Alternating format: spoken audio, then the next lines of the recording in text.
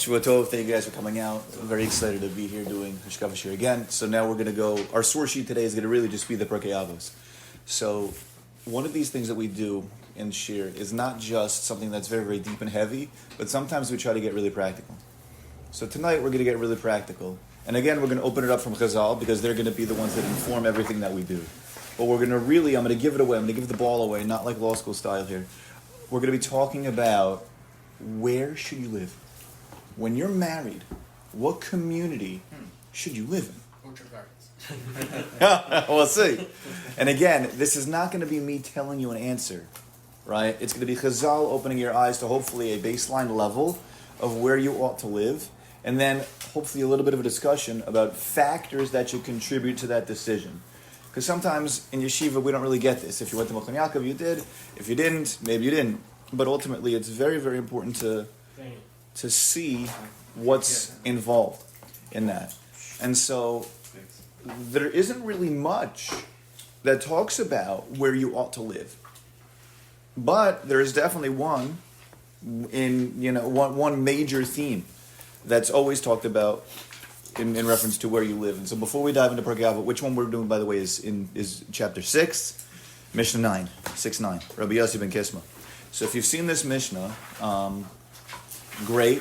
We're going to open it up in a different way. And it also happens to be, by the way, my favorite Mishnah. If you're allowed to have favorites, it's mine.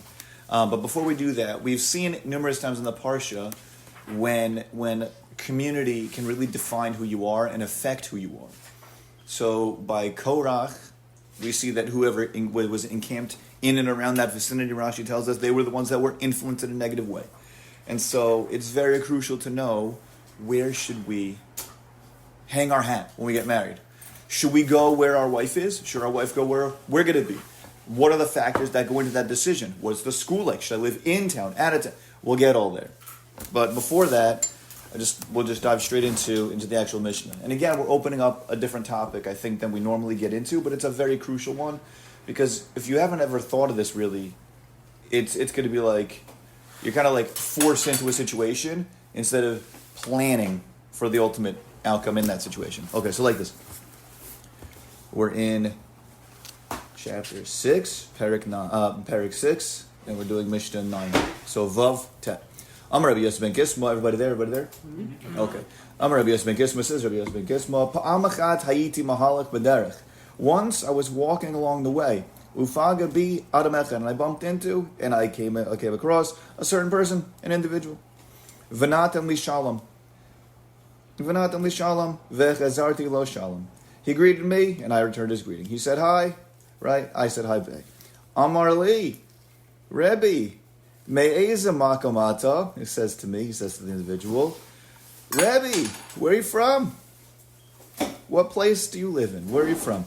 Amar Tilo. And he says back to him, Me'ir Gedola. I live in a big city. Shel Chachamim v'shel Sofrim ani.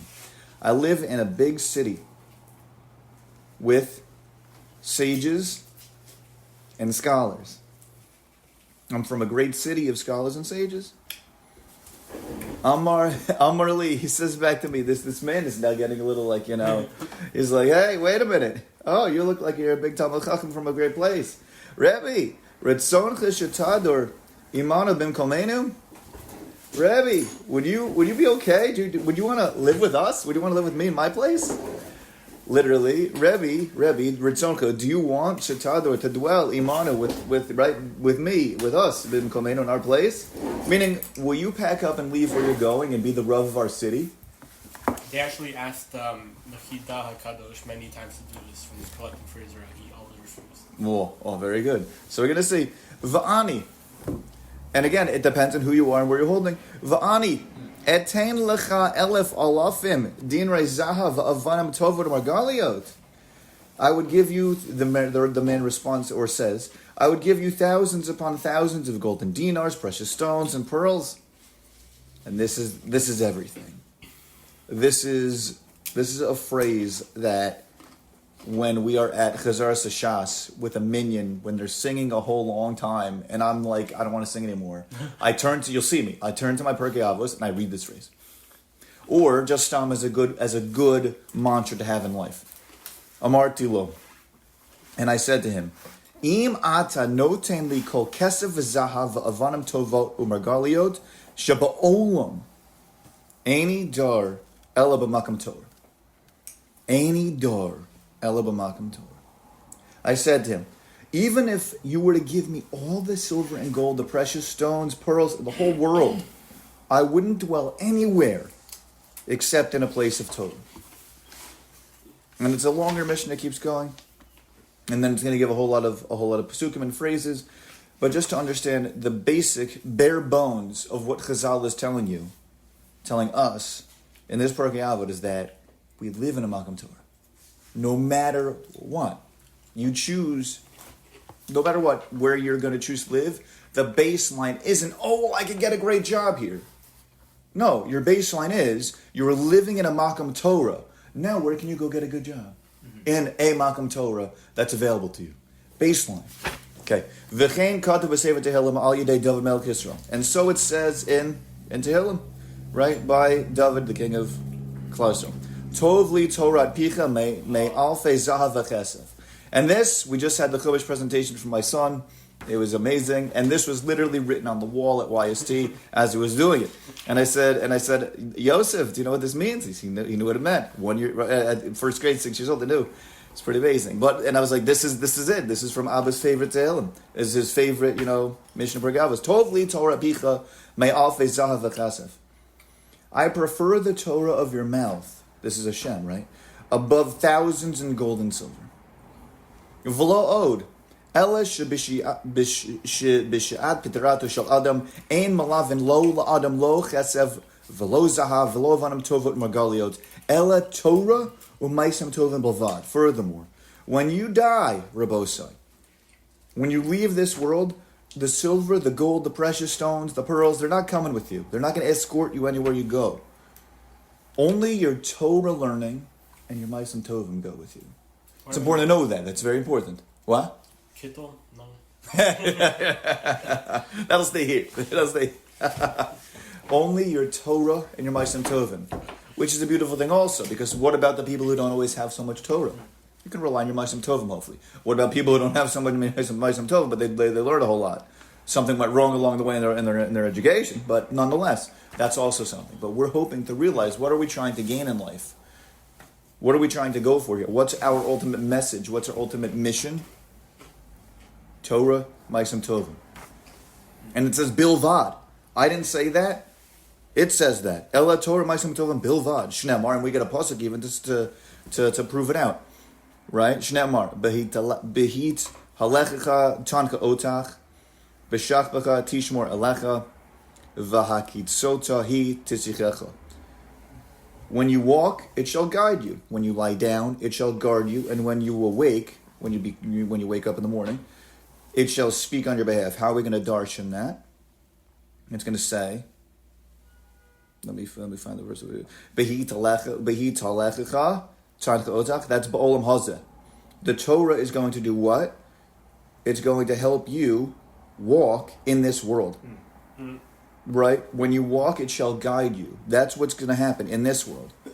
That's ba'olam hazeh. B'shach b'cha tishmor alecha. When you lie down, it will guard you. Where is it going to guard you? B'kaver, in the grave. When you lie down for your death. V'hakitziota hi tisichecha. And what is going to speak, right? When you wake up again, it'll speak on your behalf. What's that? L'olam haba. That's the proof text. Well, in the next world, in the world to come, va'omer li hakesef v'li hazahav ne'um Hashem tzavakot. We say, mine is the silver and mine is the gold, says Hashem, master of legions. So that's the Pirkei Avot. Wow. It's a huge Pirkei Avot. It's, if you've never seen it, it's one of the most impactful Pirkei Avots you could ever imagine, and a lot's going on in it. A lot is going on in it. We first are introduced to a big Talmid Chacham, a humongous sage, who's asked, can you leave and be the Rav of our city? That's the way most understand it. It's not just some random person saying, hey, come live with me. It's usually, would you want to be the Rav of the city? And he says no. And he gives up tons and tons and tons of opportunities for wealth to do it. And says, I'm going to live here because I don't want to live anywhere but a Makam Torah. Because presumably, he would be going to a place where there wouldn't be much Torah. Okay? And then we get proof. Then we get proof texts, things about wealth and money, and then not only that, we also see that Hashem is saying, "I want your Torah more than I want all of this wealth and all this stuff." Not saying anything in the world of tzedakah or what's more significant. I don't think that's what this is addressing. But what you can do, what Hashem wants from you, is He's saying that your Torah is even more precious to me than how you evaluate in this world all of that gold, silver, and all that money. And then we get the final part. That is, when you're gone, Rabbosai, what are we taking with us? Our Torah, our Ma'asim Tovim. And that's it. And that's really it. And then we get a whole proof for how all of our Torah is going to guard us in our Ma'asim Tovim too. So this launches a conversation into what is involved in choosing where to live. Where should we live? How do we figure that out? And so I don't want to just lecture. I want to throw out some questions. We could discuss it as well. But I think it's kedai to realize what's in here. I think the first thing that appears is our baseline level of where where B'nai Torah live, where a Ben, Aliyah wants to live and strive for, is a place where there is a Makam Torah. The question is, where is that? How do you define Makam Torah? Is that a place that's, has a shul and I'm good to go? Is that a place that has Talmidei Chachamim who are really stark in their learning? Is that a place where you can give back? What is a Makam Torah?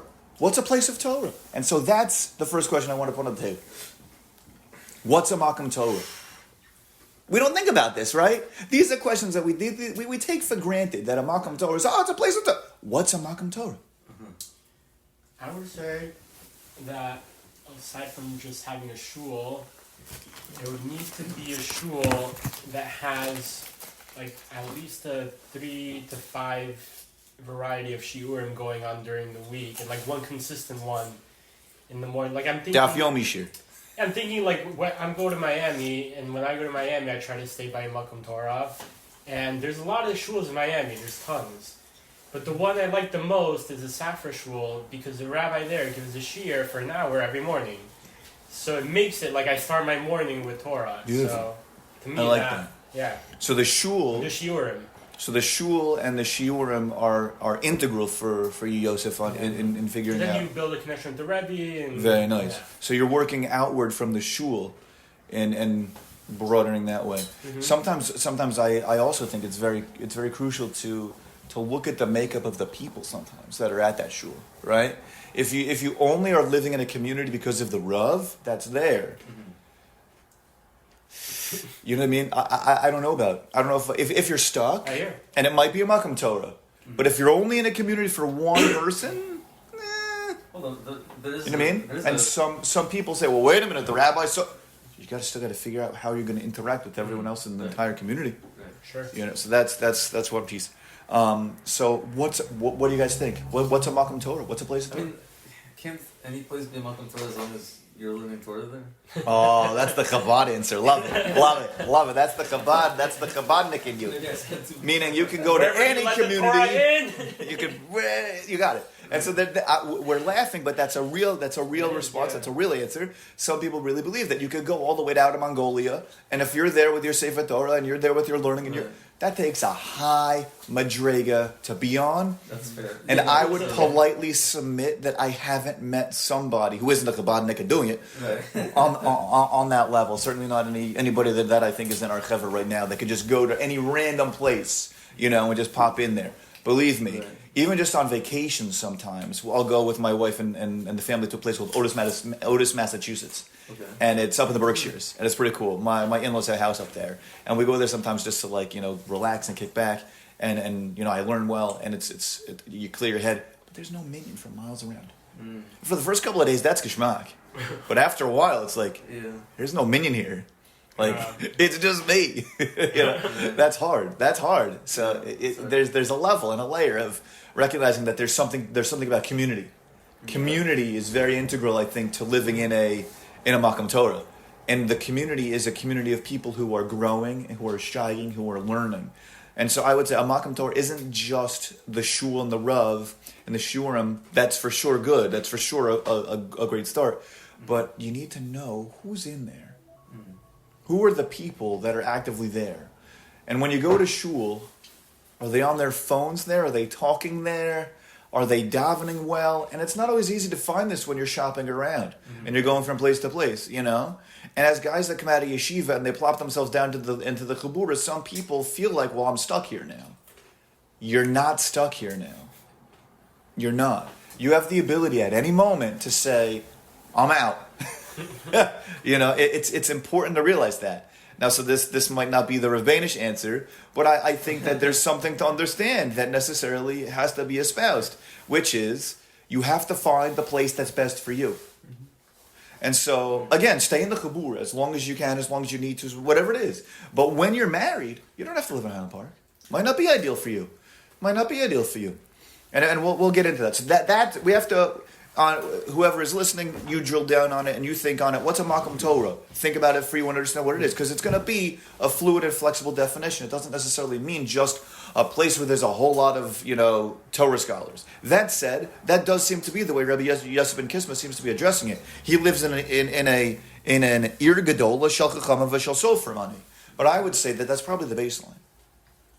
That's a baseline. In our door, with the proliferation of Torah right now, if you just open the door to the Aguda and you walk in, people are very tzenua. You don't necessarily know, but you just look around. You're among people who are actually in that category. Go to the Kola. Look at the Rebbeim that are teaching. You're Bilowitz, right? Rabbanish. You're dealing with people who are Talmidei Chachamim, and they're here, thank God. And you can find that way more often than elsewhere. But what's going to set apart the place that you're going to live? That's the Makom Torah. That has to be also thought about. So we're gonna go weiter. I don't want to belabor the point, but I think it's integral to realize that there are so many things that we come into contact with. There are so many words and phrases that we see. We just take them for granted. Makom Torah. What's that mean? Reflect on that. Do some inward thinking to figure out what a Makom Torah is for you versus somebody else, and use that to inform your baseline level of where you want to live. And again, just some constellations, like some stars to make a constellation of what a Makom Torah is, baseline level, you could always add on. It's obviously a thriving, Torah-observant community that has a shul, that has a mikveh, that has a school. If it does not have a mikveh, it does not have a school, if it does not have a shul, you're already like, something's going on here. Those are the main basics, right? Those are the main basics. What was the first thing? I think it was Yehuda, who went and made sure that when they were in Mitzrayim, and they were there, but they were in Goshen, was one of the first things that they needed to build up a school, a based medrash, a place to learn, a school, right? Without it, so you need a school, you need a mikveh, you need a shul, baseline, and then hopefully a community of Torah observant Orthodox people who are hopefully growth oriented. They're not just stagnant in their Judaism. It doesn't have to be Balei Tshuva. You could find FFBs or both that are constantly growing and advancing. And that's huge. Okay, so then the other thing that I wanted to talk about, and I would say that's baseline for a Makom Torah. The next piece is you have to find a place where you can afford to live. This is not in the Mishnah. This Mishnah is oftentimes used as a vehicle. Even this Revolba Sefer that I'm using right here uses an opportunity to talk to you about how material possessions, material wealth aren't everything. And it's true. It's absolutely true. You do not move to a place because it's going to help you make more money. You move to a place that has the best Makom Torah for your family. And it'll change. Yeah, you have to right now find what's best for you, which is Edison, the Chabura, where you are. When you're married, it might not be that. You're going to have another person attached to you. Yeah? I guess just like Lamaisa, how do you go about finding out which place is going to be a good Makom Torah without like just living there for a little? You have to visit it. You'll visit there. You'll go for Shabbos, and at some point you'll do intelligence. You get recon. Right. So just same way that you would approach a job search. I'll say it like that. Meaning, how do I know this is going to be the best company for me? Well, you might not, but you can look it up and you can do the research. You can talk to people, and a community is even easier. Right? Because with a job, there might be things under the radar people don't always want to talk about because they want to keep their job. At a community, they'll tell you. This is having restaurants. This is the shul, this rabbi, this. Avoid the Lashon Hara. But you can find out a lot of information just from people. And then you go for a few Shabbos to figure it out. Yeah. And ultimately, you make the best decision. I came here like 3 or 4 times before moving here. Absolutely. And you have to figure out what's great, what's best for you. And I would say that's the way that you approach the search for a community once you have your factors pinned down in terms of what it's going to be. The other piece is that where you live is going to change, and that's okay. Hashem has you in different unique matzavim, at different points in your life. And so different encounters in your life, right?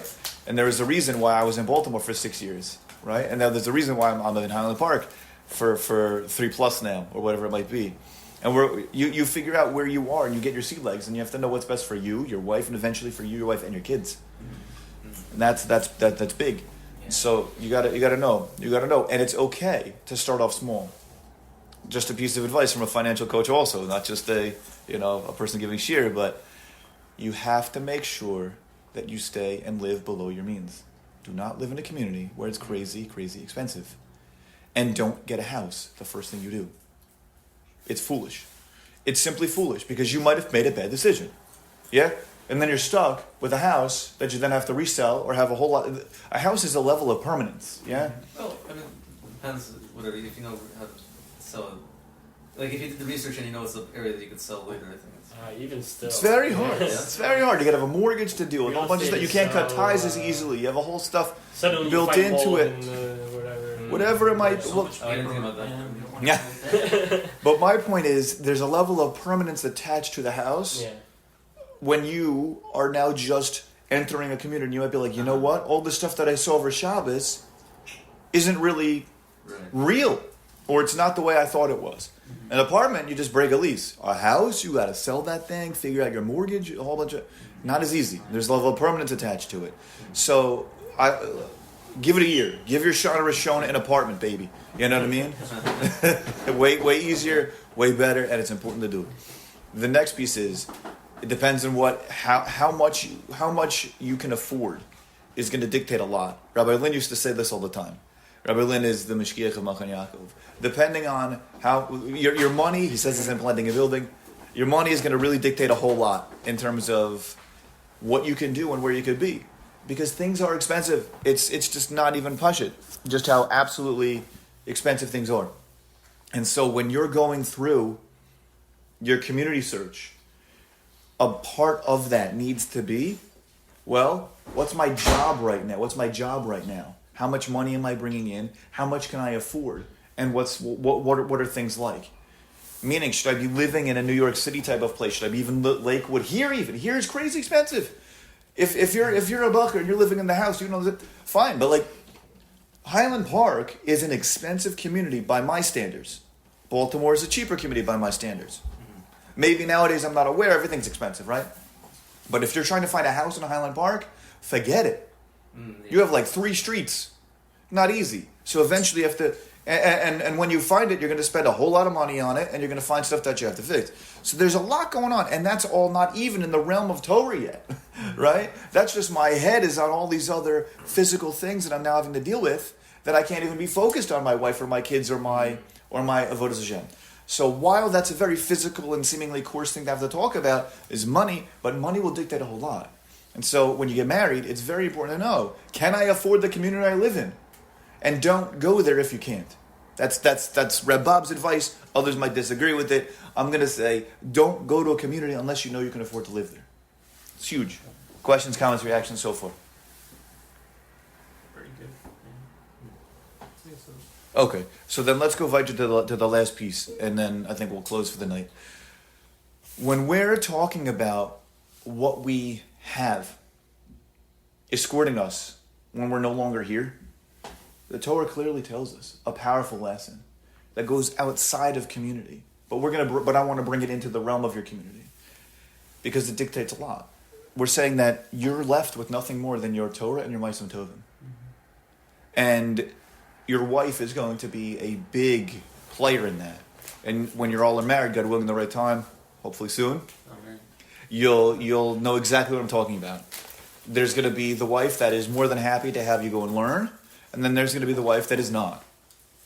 You're going to have, and it's not always easy to gauge when you're dating who that person is, you know. And when there are kids involved, young kids and babies, it's going to change, even if you can't vet that. And so your wife is going to dictate a lot of what you can achieve in the world. But your community also is going to do that too. For example, I'm a firm believer that every single person in this world is here to fulfill a unique mission and purpose and to give back in some way. And your community will enable that. In Baltimore, for example, I could have been maybe a gabbai, but I would have been like the fifth string gabbai at the Minyan, because Baltimore is built up. That means I would be like the backups. Yeah, you know what I mean? There's no you. So I found, unless you really, really find inroads into a niche thing, or you really break into a role that you want to have, a large community is a lot harder to find a unique niche in, to be more than just another guy there. So if you are really feeling that you want to step up and be a person who is leading, you need to find a community that needs you. Highland Park is a perfect example of that. You can do a lot here. If you want to step up and give back, it's big enough that it has enough stuff, but it's small enough for you to be able to give back. You have Rutgers 2 feet away, not literally, but you know what I mean. If you want to do Kiruv, Rav Bilowitz is always looking for people to step up and to do things for the Chabura.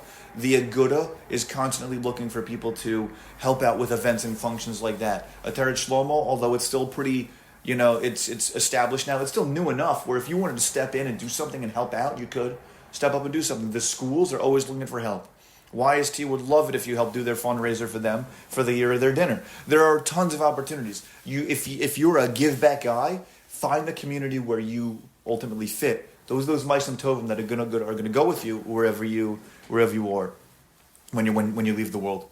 And so it's a longer shiur, but we'll pause over here and say, at the end of the day, you have a unique mission and a tafkid to fulfill, and you have Meisim Tovim and Torah that's going to guide you and place you ultimately into the next world in the best way. What you need to do is find the community that will enable you to do that.